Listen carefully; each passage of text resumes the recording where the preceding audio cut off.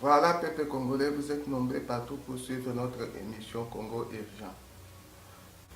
Bilan de 12 millions de morts commis par ces régimes hors mandat qui émergent le pouvoir d'occupation dans notre pays. Et des tueries chaque jour se répètent.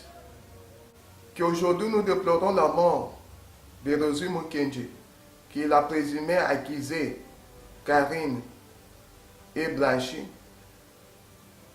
suite de quoi on n'a pas mené l'enquête pour trouver que l'arme qu'elle a utilisée et des munitions si c'est sorti d'elle. Et on nous présente un autre type. Le fait sur terrain montre que c'est elle qui l'a exécuté.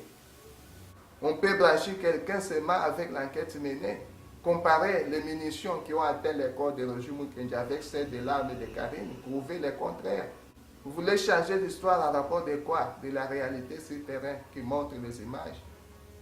Et maintenant, le bilan s'élève, 12 millions de morts, et chaque jour, des tueries se répètent. Jusque-là, quelle est la solution que vous avez apportée au peuple congolais de tous ces avis partagés? Il faudrait une transition sans Kabila. Cela veut dire UDPS veut aller aux élections sans ces derniers. D'un côté, la CENCO demande l'application de l'accord sans sauvegarde.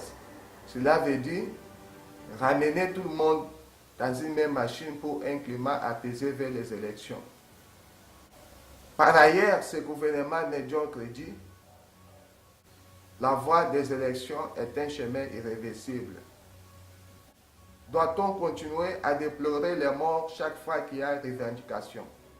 Comment résoudre cette crise politique naturellement régie par le pouvoir d'occupation dans notre pays?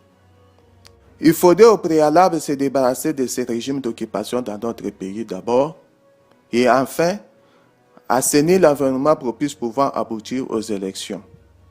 Toute tentative de maintenir ce pouvoir ou de faire les entretiens pour une cohabitation d'un gouvernement d'union nationale ne peut aboutir à aucun impact sur la population. Au contraire de cela, tout engagement que poursuit la CENCO ou l'opposition de négocier le pouvoir avec ces régimes d'occupation ne peut en aucun cas apporter un régime de salut public pour notre peuple.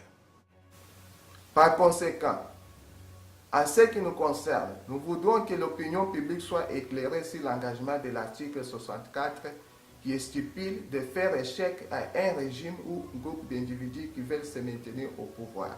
C'est ça le pouvoir du peuple que tout le monde ne veut pas dire ou éclairer. Nous, peuple congolais, c'est ça le pouvoir qui nous appartient.